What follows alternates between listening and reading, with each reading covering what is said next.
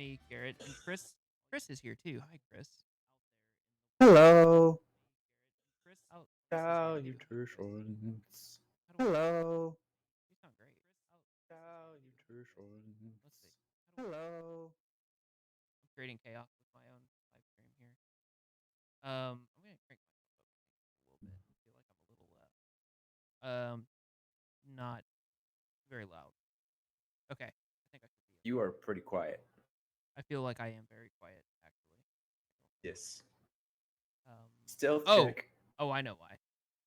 What about now? What about how do I? That's actually much better. I That's think I am vastly good to improved. go. Yeah. What about now? Is that even better or is that way worse? That is much improved. Okay. I feel like I know what's over here. Hey, it's Heroes of Evermore. What's up? Sorry, we're pressing buttons. We're having some fun. Thanks for coming by, seeing what we're doing. Yeah. You're good people. Where is the music here? Oh, It's somewhere. It's around. There we go. Hopefully that's decent vibes here. We got a little quiet, maybe. I don't know. Judging by the way that the bars look. Sweet. Okay, I think that's good. We're in it. We're live. So, Chris, how was your day? What'd you do? I want to hear all about you before we begin. Man, today was interesting for sure. So, my puppy dog, she recently had surgery, fixing her leg, and that happened last Friday. And today, for whatever reason, we just decided that our bandage was going to be a little loose, and that was going to be bleeding a little bit. So that was super fun. Yeah, I had to run her over to the animal hospital place to have them fix it. So that was a great couple hours to start my day. Yeah, that doesn't. Was that sarcasm, or was that? Did you actually have a good time doing that? No, that's definitely sarcasm. I knew it. I could sense it in your voice. I read you like a fiddle there, Chris. Oh yes, the fiddle in me. So readable, the fiddle.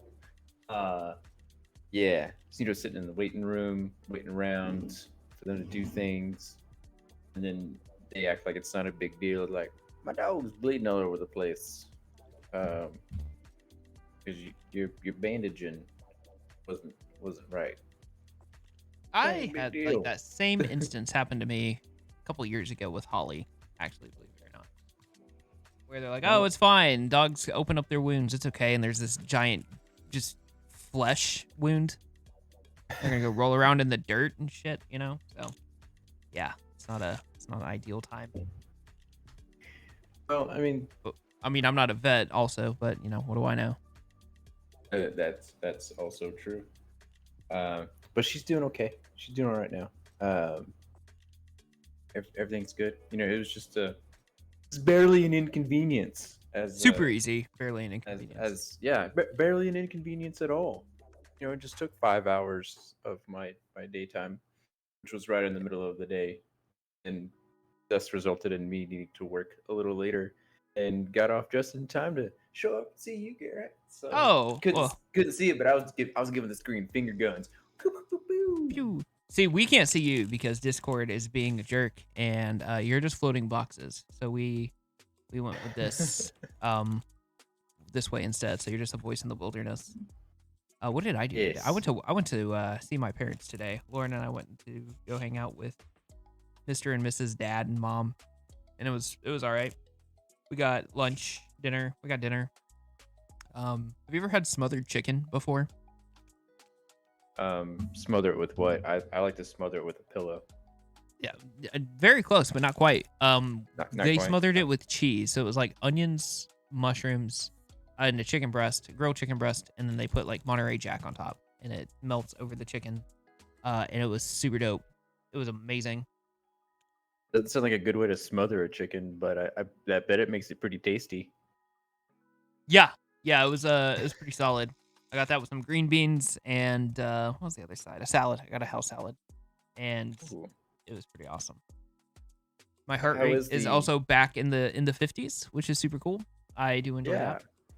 Yeah, how's that health journey for the last little bit here? That way you can finish the time strong into your day of marital bliss. Yes, marital bliss will bestow me as a skinny person. It's been good. Like I mean, I've been doing super low carb, like no carbs, high protein. So it's kind of like keto, but minus the fats. 'Cause I don't have the energy to do that, so I just eat meat and go work out and run. But heart rate's back in the 50s, and eating food like chicken breast all the time, which is fun. So it's good. Good old chicken breast is. Yeah.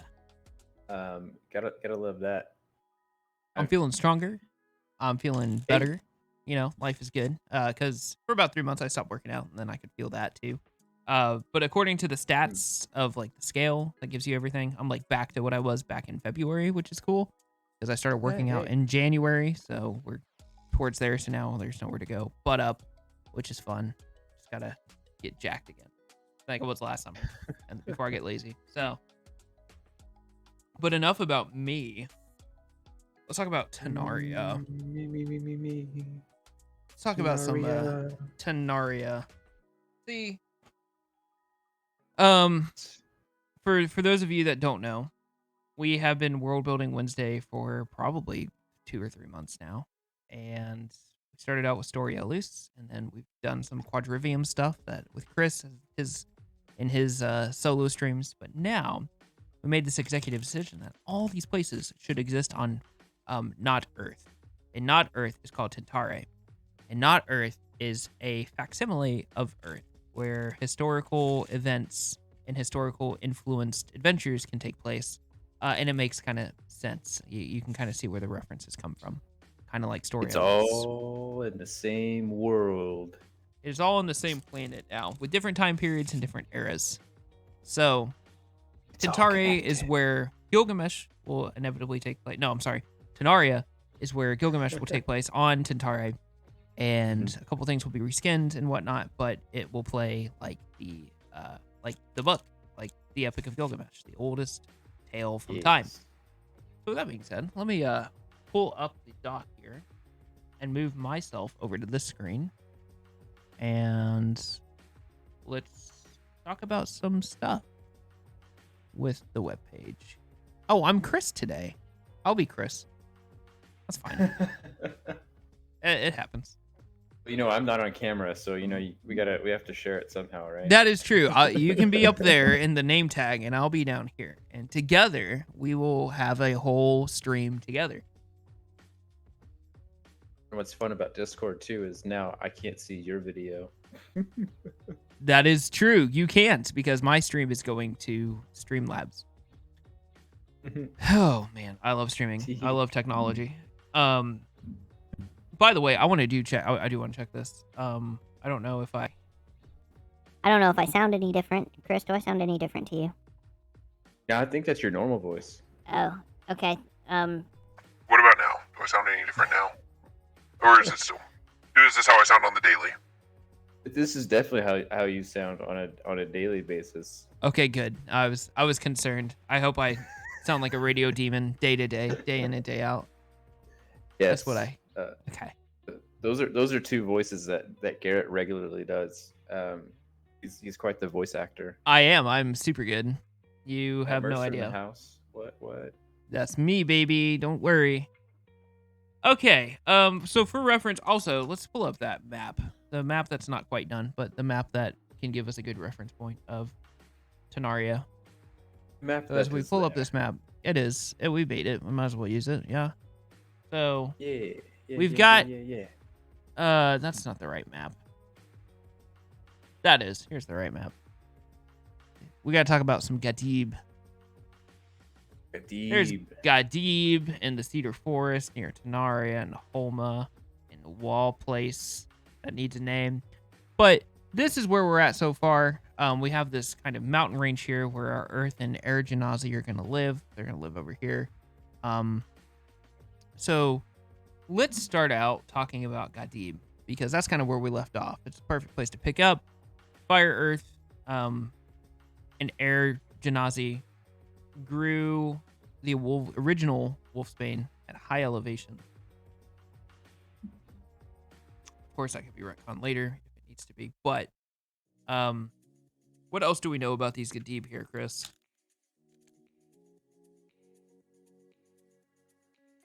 So let's keep going with the Wolfsbane, because this is kind of going to be a recurring piece of lore that's going to show up in different time frames. Oh yeah, that's what we want to see. Smokes the Wolfsbane. Wolfsbane is a smoked plant now, because this is before. So let's go back even a little bit further. Not that this plays into Gilgamesh in any way, but as Tenaria stands now, kind of what makes Tenaria unique is that anytime that cheap magic is done, wild magic, the same kind of cheap thrills that people like in Tenaria, in Story Ellis, and that's why they drink the drink. Anything that kind of gives that same reaction pollutes the air. It lets off pollutants. Like it's this what's the word I'm looking for?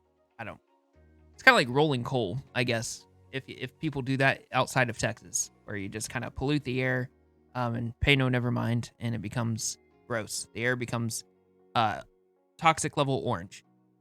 So, in order to combat that, for the environments, people kind of come up with their own various reasons and ways to get around the toxicity, and thus Moonshine Mana comes into fruition.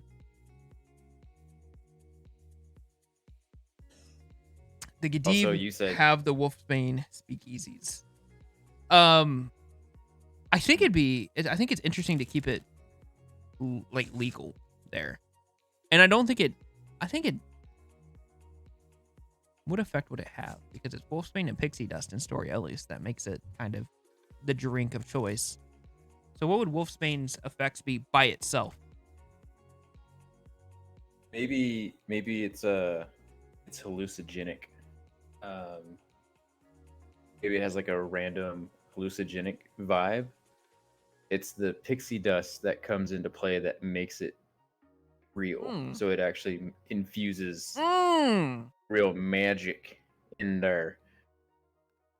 So Wolfsbane, you just kind of trip and like, oh man, that's crazy. It doesn't really affect the outside world. It just affects your view of the world. But it's when them pixies, all that little fey dust comes into play. It's like, bam! Now it's affecting the external. That's exactly right. Makes the hallucinations become real. Yeah, I like the Wolfsbane being legal and fairly regular in Gaddib. Mm-hmm.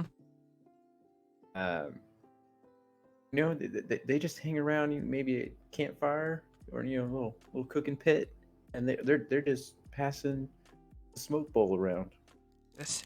Cheech and Chong go to White Castle. Ooh. Here's an idea. Okay, shoot. Lay it on me. Maybe they use it to tell stories. They use the hallucinogenic effect to create a mass hallucinogen, because as the storyteller is telling it, like your subconscious like starts to form the hallucinogen with the influence that you're receiving from the storyteller. How would be the best way to phrase that? Subconscious form, synergizes with.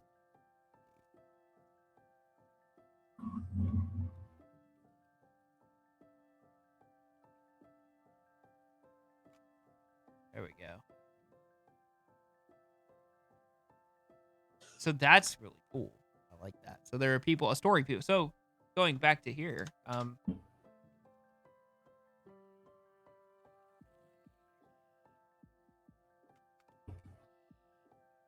Yes, you already knew where I was going with that. Yeah. Boom. That's exactly where I was going.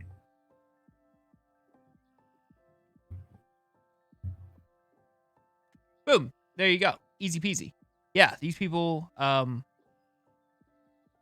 that's how they do. That's what they do. Fire, earth, all vernacular. So are all the Janazi of Gaddib, I guess, are they all I think it'd be kind of nice if they're all kind of one people, but like of different tribes, if that makes sense. Yes, I agree. So we gotta Fire go. tribe, the air tribe, earth tribe.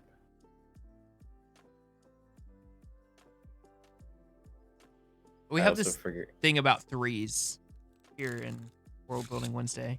The triumvirate and 3 the Jardis people. So what I should have done if I was a smart cookie is what I should have done. Grab the book, but I did not grab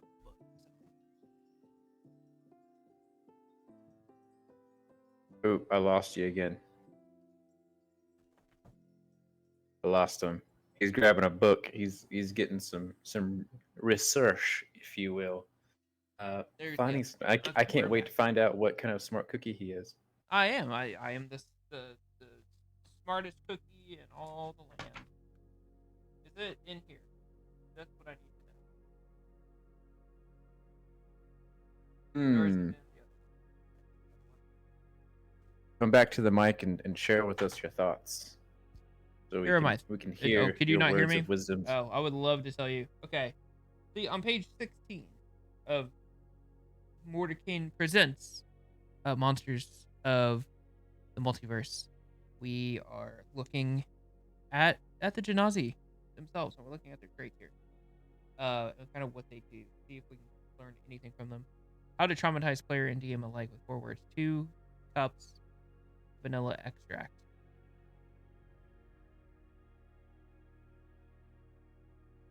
I've been saying that for like 1,000 years. I'm not following that reference. Elixir, you might have to elaborate. Elaborate on the on that. Okay, so they're genie people, right? So air genasi, the jinn, embodying airy qualities, otherworldly ancestors. Air genasi come up on there. Their skin tone includes many shades of blue, along with a range. I think. Okay, so most recipes use teaspoon, tablespoon. Oh, and 2 cups. That is a lot of vanilla, I must say. That would be like the whole container of all vanilla extract I've ever seen. What if we just really like vanilla? I'm a big fan, in fact. But if you said 2 mere drops of almond extract, I would slap it away out of your hand. You say, "Va! Never again." So Earth Jardis, I feel like could have dark skin with like glitter. As it says here. An Earth Jardis skin can be the colors of stone and earth, or a human skin tone with glittering sparkles like gem dust. So if it was dark gray with glitters of gold, but as the old adage goes, as the wise men once said, as the philosopher band Smash Mouth once said, all that glitters is gold. So we have made progress. Totally not gonna have any issues with that. Their reference at all. Only shooting stars break the mold, Chris. Okay, we are shooting stars here on the stream, and if you want to go be something else, you get out of here. Only shooting stars allowed. Oh, okay. Yeah, you're my shooting star, Chris. That's what we love you. All right. Earth Jardis are twilight vampires. They are now, I decided. They glitter. They glitter in the sun. Glitters of gold in the hot Tanarian sun. Absolutely. Okay. So now, do we have any stories or any tales that have been passed down through the ages? Well, yeah, obviously. Do you have anything offhand that would be fun? A fun story? Totes Fun my folktale. goats. How about the great flood of the world? I thought that Like, too, because that is definitely 100% in Gilgamesh, as well as like the Old Testament. But it's really, it's in Gilgamesh when Gilgamesh goes to try and not die, and he goes to Utnapishtim, and he's like, "Hey, how'd you live forever?" And he's like, "Let me tell you the story about how I had to build a boat and put 2 of every animal on this boat so I could live with my wife." Excuse me. I think his name is Noah. Same difference. Same idea. Yeah, I know that guy. You know a guy?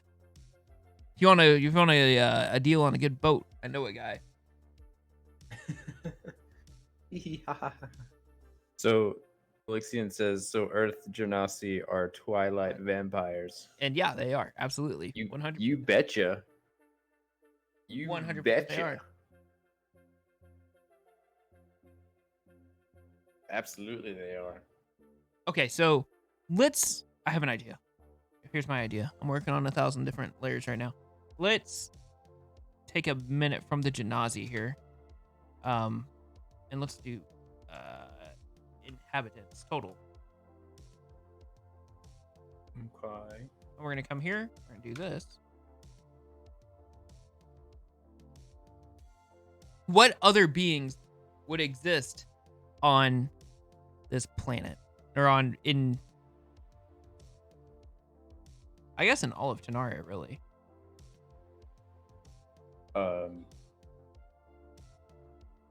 Well, I feel like since this is kind of going to be like the early stages of our timeline, like our historical timeline, we need to look into what are some of the oldest races that are out there.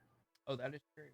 And when I think of old races in D&D, there's really one big one that comes to my mind.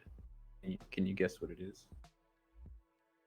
I think you're gonna say halfling, but you're definitely not gonna say halfling. I mean, I want the answer to all that question to always be halflings. Whatever the race question is halfling. They're the best race. Fight me. No, I was gonna say elves. Yeah, elves. Oh, I was close. I thought you were gonna say Githyanki, but that's fine too. That also one of my favorite races. The Gith. We've got to use them somewhere, sometime. But they are a desert people, I believe. I always see them more like pirates. I was thinking of like a pirate adventure. But that could be a story for another day. Yeah, desert creatures. Githyanki, Supreme Commander and Retriever. Githyanki Gish. Yeah, Githyanki can be desert people. I feel like Utnat should... I keep mispronouncing his name. Utnapishtim should be a Githyanki, but that's just me. I actually... Hold on. I think that's actually much more fun than elves. Not that elves and Githyanki can't coexist. But that's true. We could always go with more. I've never really known the Gith to be desert folk. I thought they were astral plane peoples. Where are you looking? I looked in Monsters in the Multiverse in the back. It has a suggestion, stat blocks by environment. And it suggests these creatures for... if you have desert creatures, the CR-14 is the Githyanki, Supreme Commander, and Githyanki is a number 10. Heck yeah, let's do it. I loved it. I'm all for it. Fun game. Yeah. Nearly level 20 druid elf can live 75,000 years. Now get lost in the Feywild for half of that hyperbolic time chamber, but in reverse. That would be interesting. Ends up in story Elves. Ooh, that would be... What if there's an internal elf? There's the elf. I've seen everything on this planet. Marge, give us the scoop. I told him to beat it, bozo. It's Yankee. Sure. Utnapishtim. An old elf named Marge. Yep, there's Utnapishtim. There he is right there. Chilling. Look how dope he is. Look at that. Utnapishtim. From whatever this is. What is this? What game is this? I thought you were supposed to know all the video games. That's No, supposed to be your shtick, I don't know. man. I don't know anything. From Atlantica. Okay, I'm gonna go off on a little side tangent just for a second. I promise. It'll only be a second. Atlantica Online. A free-to-play 3D tactical massively multiplayer online role-playing game developed by Indoors. So it's a Morgue. It is a morgue. Huh. Okay. Well, I didn't know this, but Utnapishtim is in this thing, so that's kind of cool. I did not know he actually, was used in pop culture like at all because nothing of Gilgamesh is. But that's okay. Yeah, there he is. There's Utnapishtim That's all right. in his boat. Okay, so I mean, he looks like he could be a GIF, you know? yeah, Utnapishtim. So now the question is, what do Githyanki names look like? Hold on, you're going to have to come back to the mic. What do I'm gonna move the book over here? How about that? What do Githyanki names? What? Because it's in multiverse monster time, so they don't have any name suggestions though, like they usually do. I didn't realize that. Huh. Okay. Well, whatever. Anyway, we'll figure that out later. What if we go for an Arabic influence? Well, I think Gaddib is Arabic's already such a pretty cool- Arabically influenced, so absolutely. Let's keep on theme here. Which I love Arabic, like the language, the themes in there. I wish my handwriting could ever look as cool as Arabic writing. Arabic writing is pretty solid. It is a cool flavor to it, I guess. Flavor's not the right word, but you know what I mean. Kind of graphic design. Yes, design. neat. They get top points for font style. That they do.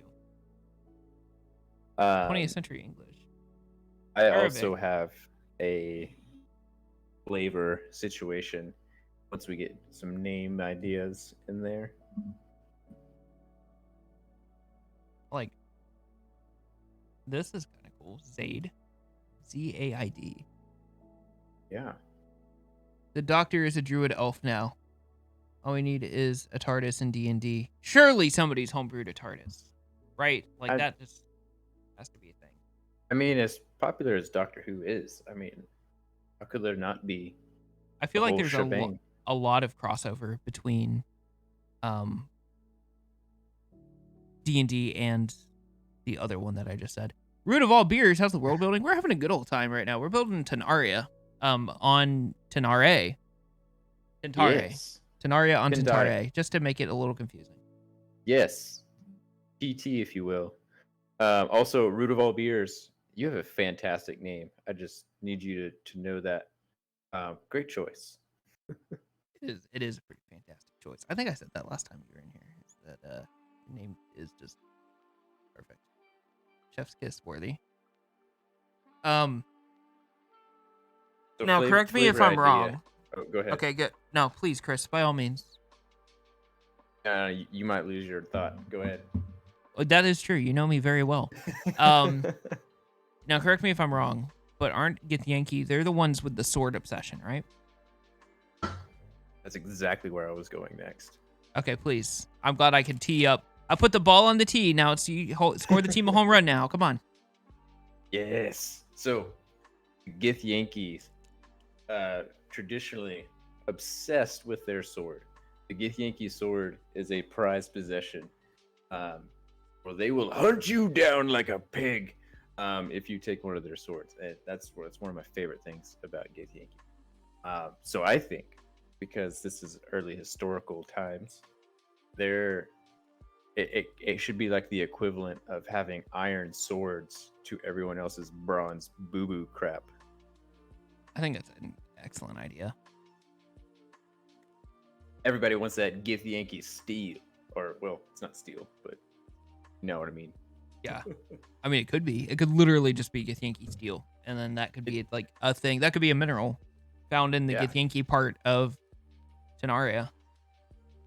Yeah, actually, there it is. Boom, made it. Totally what I meant.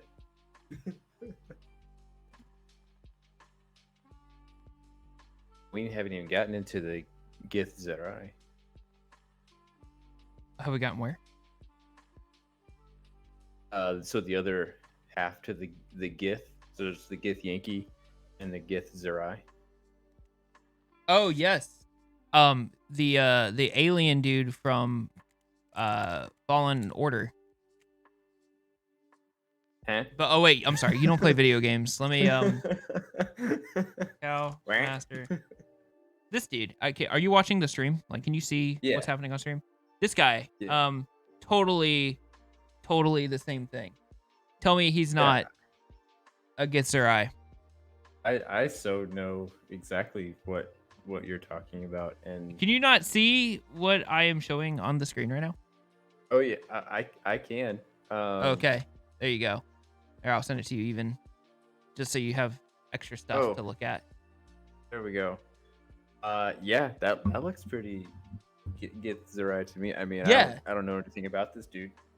Okay, so to go on a little side tangent, Fallen Order, which is a Star Wars video game, you play as Cal, and you are training with your master when Order 66 is called, and he's your master, and that's basically his role. Is he's just your master while you play through this mission of Order 66 and avoiding the clones. But I looked in this book, and I was like, why does this dude look so freaking familiar? And it's because it looks just like Cal's master. Ew. So Interesting. tell us all about this Githzerai, though, because you seem to be an expert on the thing. Root of All Beers is making a magic shop generator, by the way. That's super cool. Does Tenare have? Yeah, they do. Aren't those the bad boys? Those are the Godzillas. Root of All Beer should tell us more about this magic shop generator. I'm very curious. I am also pretty dang curious. Oh, and the Tarrasque question: Are you handling that? I mean, Tenaria is kind of your baby. That's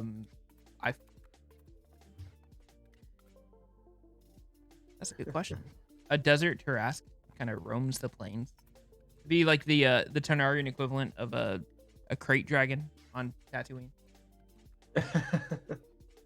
The mountains of Gaddib are actually just a bunch of Tarrasques just all huddled together.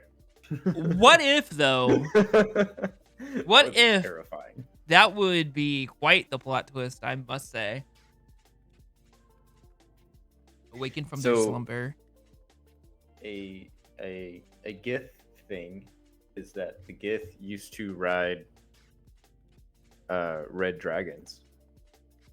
Like, they're just homies. They're just so cool that they can just ride a red dragon. Like they're Aragon or something. So I mean, we could always twist that. They're just buddies with Tarrasques. That would be quite that twist. See, I'm thinking now, if we do get, when we do Gilgamesh, could Jardis be a Tarrasque instead of a demon? Ooh, interesting. What if Jardis is not, okay, follow me on this. He's not a demon himself. Jardis Humbaba is a Githzerai riding around on a Tarrasque, and he has like some beef with somebody, and like that's why he's causing all this havoc in the cedar forest. Well, if you're gonna do that, please don't let them run into Jardis when they're level 3. Don't do that. Yeah, Jardis as you had him at level 3 was a bit much. is a bit much. Oh, do you mean like you died in one hit? Yeah, you mean the first action of combat? Yeah, the first action you went to 0 hit points. Yeah, I remember that. I was there for that. Who was the DM for that dumb campaign? What a moron. I mean, we did win somehow. Yeah, I may or may not have had to, make some of that up on the fly. What is every concession I could possibly give the players? Let me do that. All of them, every concession. Call it. It's like going to the ballpark. You just go up to the concession stand and say, "I'll take one of everything," and there you go. You have all the concessions. And it's for free. For free, just for you, so you don't get killed. I think, okay, so he is friends. So that's just Sarai writing a Tarask. How do you even spell Tarask? With a T. Oh, okay. Thank you. I'm going to put it like that. That way I know what's going on. Yeah, you don't know why, but the hard lump you mined from the mountains slowly drifts back towards them, trying to recombine where the heart is from. Don't do that. Hey, there you go. Yeah, that's why I keep you around. I keep you around because you're my autocorrect. You're welcome.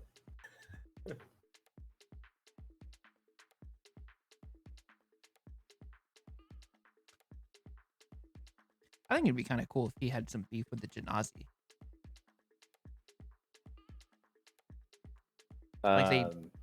Okay, now, what about this? No, I don't know if that would work. Maybe it will. I don't know. Let's see. What are some things that they would be fighting over? Because I could see how we could tie this into our collectivism versus independence debate.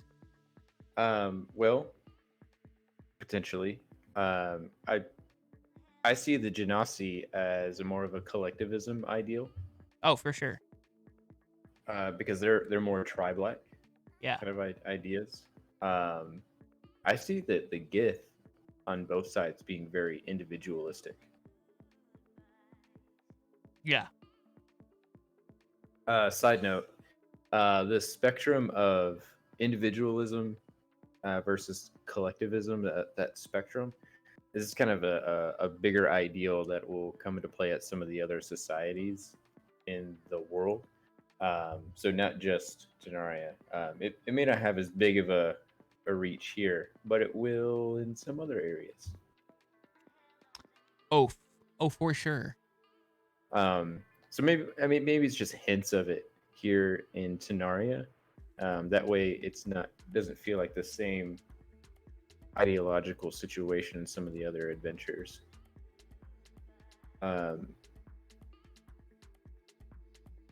Which at the same time, I had just thought about maybe there was some fight over Wolfsbane, but I don't feel like that could be more of a Storiolus thing with the Moonshine Mana.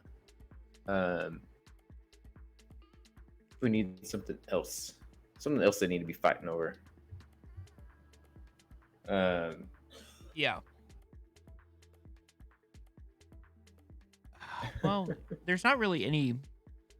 I mean, if we think about this as Gilgamesh, it's not really an all-out war or anything. Or there's no intruding empires. It's just Gilgamesh being a badass, and he doesn't have a friend, and then he does have a friend, and then he goes and kills the demon, and then his friend, and then they kill a lustful demon or lustful angel, lustful goddess, kill Ishtar, or they kill the bull of heaven and throw the leg at Ishtar. And then the guys get mad. And there you go. So, that would... Okay. The bull of heaven. You might have to elaborate a little bit more. Did you not make it there in the book yet? No, I have not. Okay. So I don't want to spoil anything since you're actually reading Gilgamesh right now. But long story short, what happens is, obviously, I mean, you played out the adventure. The battle with Humbaba goes well. They win. So he comes back to Uruk, and Ishtar, this like the goddess of lust and of love and all of that, kind of the Aphrodite of Mesopotamia. She's like, dude, you're super hot, and I want you to be my hubby forever. And he goes, no, because you suck. Because I would be like your 1,000,000th boyfriend, and you've killed some of them, and you've turned some into frogs, and you buried one alive, and this, that, and the other. So no, I will not be doing this. And she pouts and goes up to heaven, and she goes up to the heaven. He goes up to Anu, which is like her dad, and he goes, Daddy, he won't marry me. I need the bull of heaven to murder him. And the dad says, well, did you clean your room? And she says, yes, Dad, I did. And he goes, okay, we'll be back by dinner time. Or the ancient Mesopotamian equivalent of this. So when the bull of heaven is reached down, it creates a famine, and it does all these bad things. So he's like, hey, make sure that they have food to eat if you're going to do this. So she brings down the bull of heaven, and Gilgamesh and Enkidu go ham on the bull of heaven. And Enkidu rips off its haunches and chunks it at her, who's watching. And he's like, if I could reach you with this, you would be covered in bull's blood. And then the gods get pissed because they killed Humbaba and the bull of heaven. So things happen from there. Ooh. So that's basically that little plot line. And that's that. Interesting. I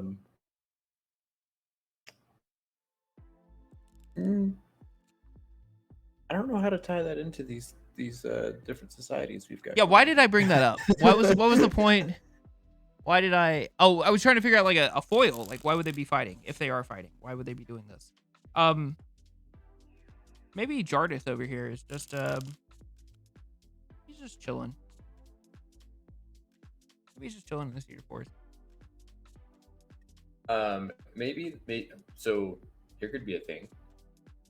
Maybe they're not fighting each other because the great devil in the area is feeding into their contentment. The great devil. Let's go back to there. Ooh, the devil of freedom. Oh, okay. Hold on. Let's go back a minute. I got real excited now. Okay, so he's the devil of freedom. Adam. Okay, so now Freedom. If he's the freedom demon and the Githyanki are freedom people, maybe he just like wants the freedom to do whatever, and he just enjoys having the freedom and the power, and he thinks his power comes from the ability to like control the Tarask. So he's made the Cedar Forest his domain because nothing can stop him. So why should he not occupy the whole forest?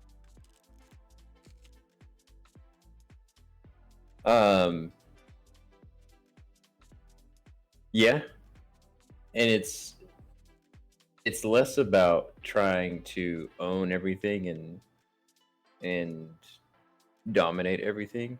It's more about anarchy. Yeah, I do. Because as the devil of freedom, he takes that good ideal and he twists it to where it's a bad thing, and freedom turns into a bad thing when it's no longer freedom, but it's just anarchy. It's chaos. So why then? So what were you gonna say? Why what? You were gonna say something, and I think you're gonna answer my question. I was gonna say, so it's not a Gith versus Elves or Genasi or anything like that. It's everybody's kind of against everybody. Like there's just anarchy. Yeah. Everybody's against everybody. So like the Gither versus the Gith. Elves Jardis versus the Elves. So Jardis is a Githzerai riding a Tarask in the Cedar Forest. And he's riding a Tarask because he's free. Because what is his why? Why would he be doing this? For anarchy? But like, why would he want anarchy? I don't know what's Humbabwe's thing. What's his shtick? See, this is where it gets a little different because Humbaba is put in the Cedar Forest by Enlil to instill fear in the hearts of men. And he guards something. Maybe Adam is supposed to be putting anarchy in the hearts of men. Oh, maybe he's an agent. He's an agent of Adam. Yeah. He's Adam's agent. Secret agent man. Secret agent man. I like this. I like this a whole lot.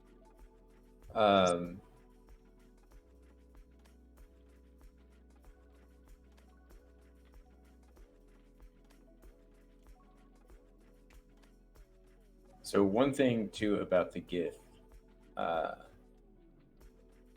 so they're predominantly astral plane creatures, Yeah. right? But what happened in that story is that they were enslaved by was it the mind flayers? Mind flayers. Yeah, they were. Yeah, They escaped mind servitude flayers. to the mind flayers. So I think somewhere in their society, like this is before they got enslaved, right? This is their freedom before their anarchy, and maybe as a consequence of their pure anarchy, they don't see the mind flayers sweeping in and enslaving them. That would be very interesting.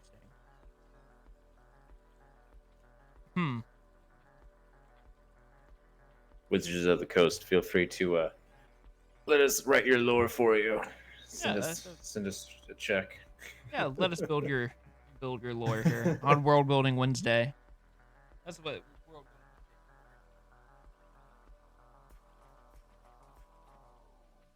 Building. Okay. Let's see. Let us see. Okay, so that's all in inhabitants, right? Yeah, it is. We didn't really do anything for the elves if we still keep them in there. I think elves are absolutely have to be a collectivist society, much like the Jardis.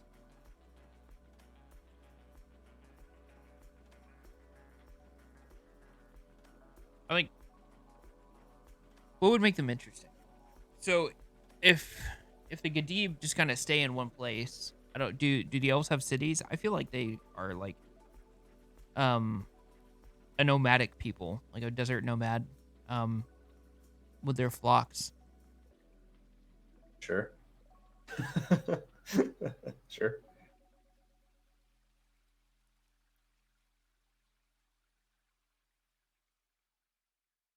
I'm not gonna lie, I don't know much about elves. All you need to know is I got pointy ears, and then you write the rest. Oh, right, because you can do anything you want as long as I got pointy ears, right? That's the rule. Did you not read that in the original Dungeon Master's Guide? No. It's on page 69, right. And it says in the bottom right hand corner, you can do whatever you want as long as you're also pointy ears. Signed, Gary Gygax, Esquire. Oh, I see. Yeah, did you not, if you didn't know that, then I don't know how to help you. I didn't. I did not see that. Wow. That's unfortunate. You gotta be a little bit more observant, Chris. I should be. I need to go back and read that. Absolutely do. By the way, this is not Topo Chico, and it's delicious. It is sourced from the springs of the gods. Hashtag not sponsored. Not sponsored, but it's delicious water. I am a fan. All of that to say, it's flavored with lime, and I'm chugging these things like they're going out of style. So, okay, so we have some races here. What would be like the big bad wolves, or the things that you have to watch for in the night? You know, like wolves or like saber-tooth tigers or things like that. like the wildlife. Clearly it's Tarrasques. Oh yes, that is true. Just Tarrasques everywhere. Come on, man.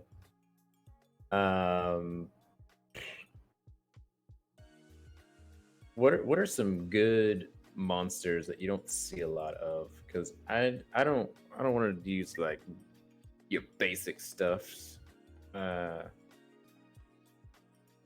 would be cool, and what would be in the desert? The desert. Well, if we flip to the back, we're trying to build desert encounters. Fire newts. Fire newts, so like little baby dragons. No, that'd be kobold, right? See, I feel like there's 1,000 of the same thing. Oh, here, let me. There we go. I had to put that there.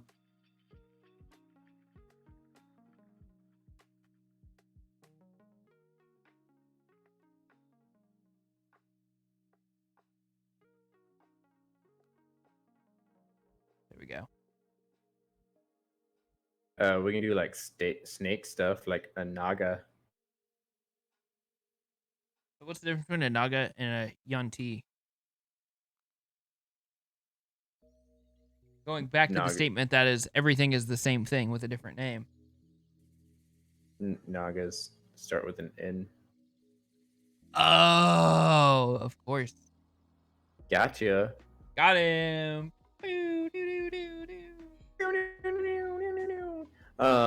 Or Sphinx. Well, maybe not Sphinx.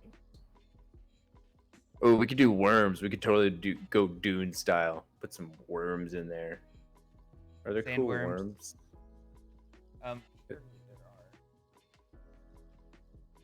There aren't any in the. There aren't any in the desert encounter one. It's interesting. Purple worms. Purple worms. Yeah, the purple worms. Why are they purple? Why do they have to be purple? Why are you hitting on their pigment color? You're right. I'm sorry. I shouldn't do that. My apologies. They're large and capable of burrowing underneath sand. Are they in the monster manual? I believe so. I only have on Monsters. I didn't grab them. I'm a silly goose.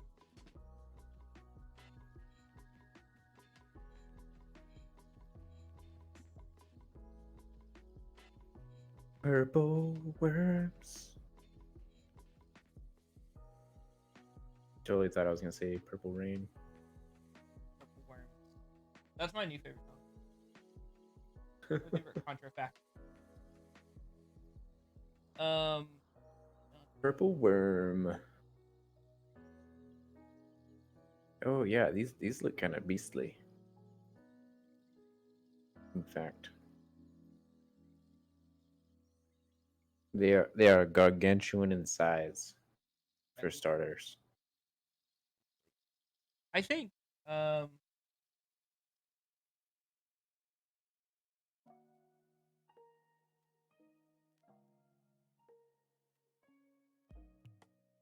don't know what I think.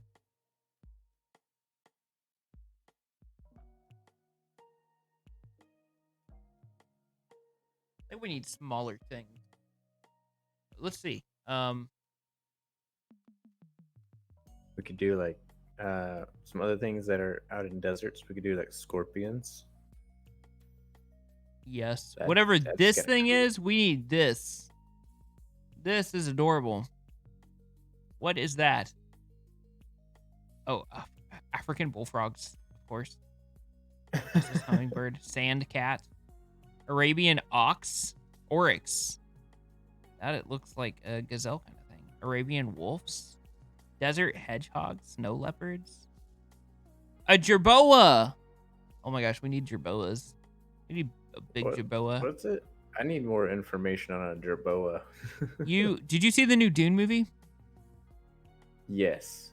They are in that new Dune movie. They are the mouse with the giant feet, the giant legs with like no arms. Oh. Oh, okay. But they exist IRL, which I did not know. But that is them. They are Jerboa.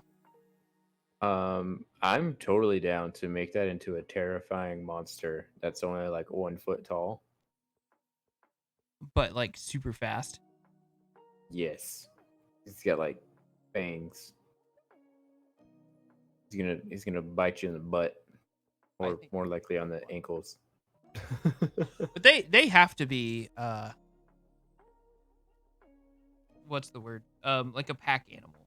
Like a Oh tribe yeah, of for sure. Like Jerboa. you gotta have quite a few of those. That'd actually be really hilarious. Maybe a devious DM could have them hopping along, and they just look so cute and adorable, and the party's just like, oh my gosh. There's of course the druid that's like, I want to adopt them all, and tries to go over there and talk to them, and suddenly all you see are fangs, and they all swarm at you. Okay, that would be fun. Okay, so it would be like when they use their big eyes, adorable action, you have to make a Constitution saving throw against being charmed because they're so cute. That would be awesome. Yes. Yes. Yes. Yeah, that's amazing. I want to homebrew a Jerboa.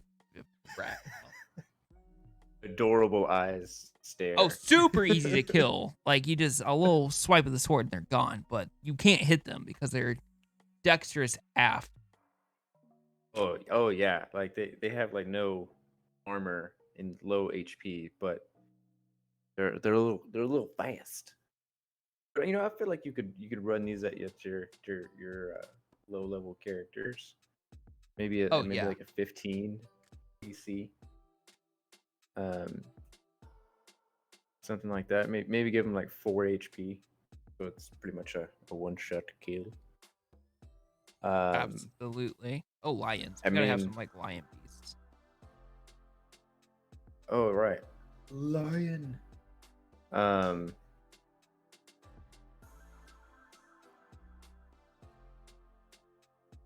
Would it be lions or leonin?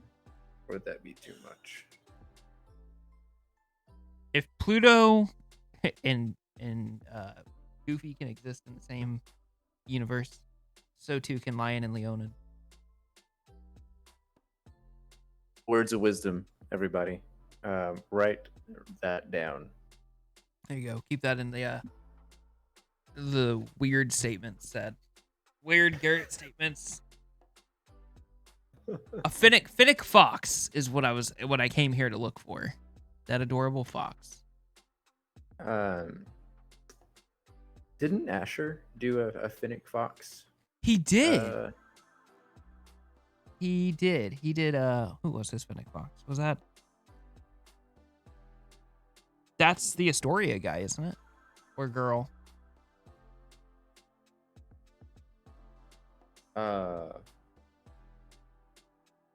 The Finnick fox was his one shot. Oh, like he homebrewed it. Was that his, or was that for your? Was he a Finnick fox for Quadrivium? No, he was.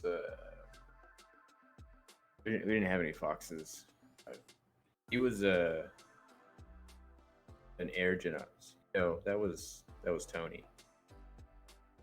He was a Finnick fox, though. You are exactly right. I just don't remember when. I don't remember. But he's got it in the homebrew races document that he shared with us. Oh, freaking camels. We gotta have camels, duh. What would be like? We need to like homebrew a camel, though. I feel like we need to homebrew anything that is a basic animal needs like a Chris and Garrett twist. I have a funny idea. Okay, shoot. I want to make murder camels. And their primary method of attacking is using destroy water. Because they put it in their humps. Yes. They're just a bunch of murder camels. I hate it when I'm a murder camel. Oh, the murder camel drank my water. Snakes. I mean, you gotta survive out here, right? Out in these streets. So you just eat all of their stuff. I wonder if a Jerboa has 5e inspired small rat race. Be back to welcome. Let's see what they did. Dune diggers, their traits. Desert nimbleness. Standing leaping burst. Great pot makers. The Janabor's trade is the pottery, making them dune diggers. Yep. Okay, cool. Look at this guy. He's got like a little backpack on. Okay, anyway. I went down Isn't he adorable? He is pretty dang cute. I'm charmed. I failed my wisdom saving throw. Failure.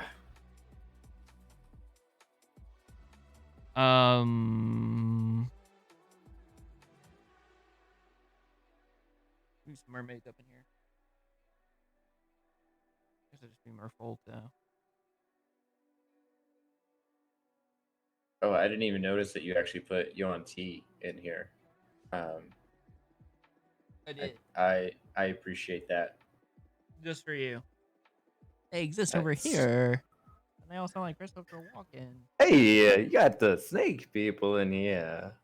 What did you do that for? Oh, wow. Couldn't believe it. Oh, man, you got the desert creatures in here. Now you got all these sea creatures. This, by the way, as we have done World Building Wednesday, ever since those fateful days in January, Tenaria, as it stands right now, is nothing, not even anything like the Tenaria of January. By the way, no longer is it a medieval storybook world. Now it is an Arabic-inspired desert. So much better. There should be scimitars everywhere. Oh, absolutely. That's what they the whatever. They get Yankee. Ooh, yes. I like that. I like it. I like it a lot.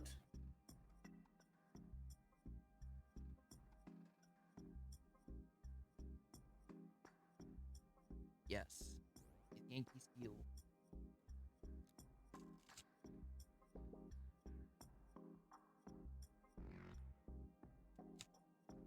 So if the Gaddib Janazi are like existing in their ivory tower high mountains, why, pray tell, would they ever come down and talk to the land-bearing folk?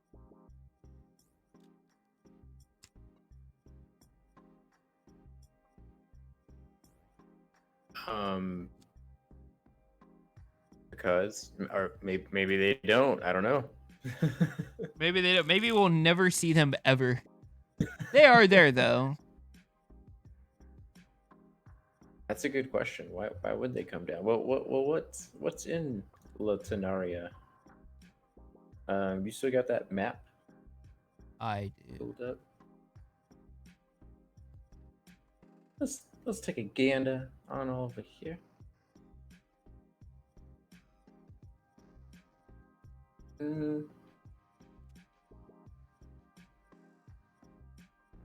Maybe they need water. That's what I was gonna say. Is like, do they need to drink? Do they need food? Can they not just sit up and smoke wolfsbane all day?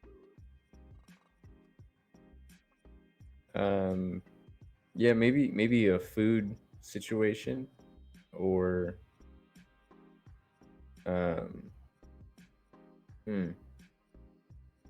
maybe They would have to come down because they need something. Yeah, I would say like food, sort of trade. Maybe wood, because they don't have any wood out there, and Tenaria's got this nice cedar forest.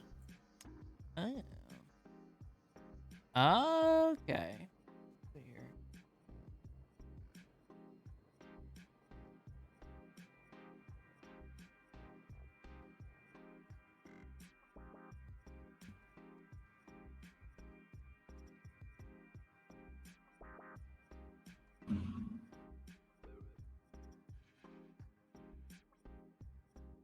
So if they sell their surplus wolfsbane, now they have like another functioning in the economy.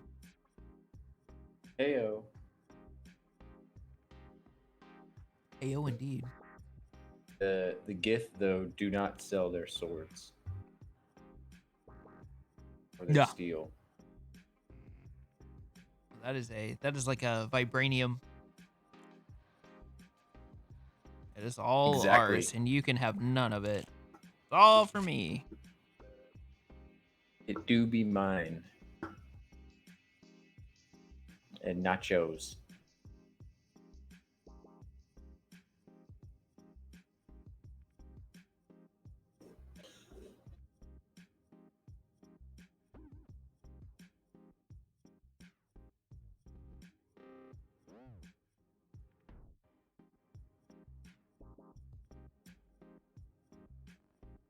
I feel like Pride of Gith needs to be like a scimitar homebrew like magic sword. Ooh. We should, yeah, I like that. Pride of Gith. The Pride of Gith or Pride of the Gith? That's a good Pride of the Gith.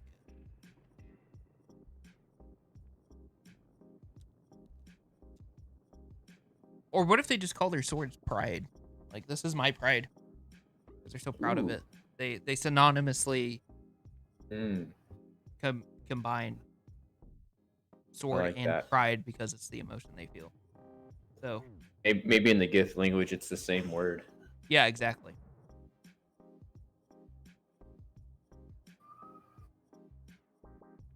That's brilliant.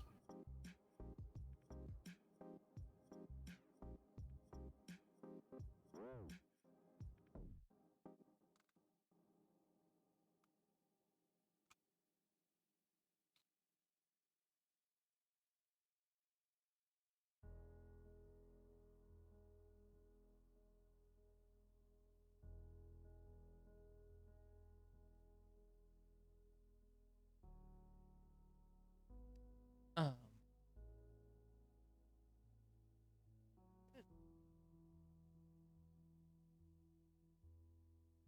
oh, obviously, let's go down here. Naturally.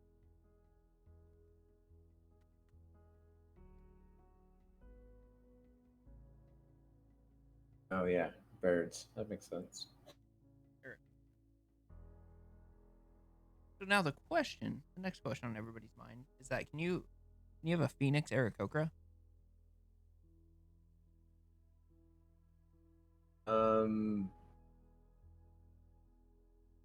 I want to say no. I feel like that would be OP because you would never die. You would just come back Oh, from the yeah. ashes. And then you'd be like, "What's up? I'm back, baby." Boom, baby. No, I would say it's a negative Ghost Rider. No, we're not talking about Ghost Rider. We're talking about a Phoenix. Yeah, exactly. Maybe Ghost Rider is a Phoenix because he's risen from the ashes, like Sam Elliott in the hit movie Ghost Rider, which is a movie I have seen with my eyeballs. I was going to say, like, you've seen a movie? I have. What? I have seen a movie once. And you decided to watch that one? That's why I don't watch movies anymore. It's just scarred me forever. You know, I feel like we've done some good work today. We have done some solid work. Now we just have to write defense of the Alamo Oh, right. with That's the it. word that starts with an M that I can never pronounce. Montierin. Montierin. I'm gonna go to Montierin like Thursday. No, that's tomorrow. Saturday. Friday or Saturday. Again? You're going Yeah. again? I mean, I'm going again for a multitude of reasons. One, because I actually want to enjoy my time there and not just run through it with children. And two, well, actually 3 reasons. 2, they have dope shirts like this one that you can only get at the Alamo. So I'm going to go pick some up for my father. And 3, I'm going to go for inspiration and be like, oh, Those are all solid reasons. I'll point to the screen and say, "That's Jimothy Boont right there. What a guy! There we What go. a Boont!" What a boot. So, with that being said, that's basically. I think we've been at it for an hour, 16 minutes. That's a pretty solid time frame, I think. Yeah, for sure. Do you have any closing thoughts that you would like to close with? On your closing thoughts?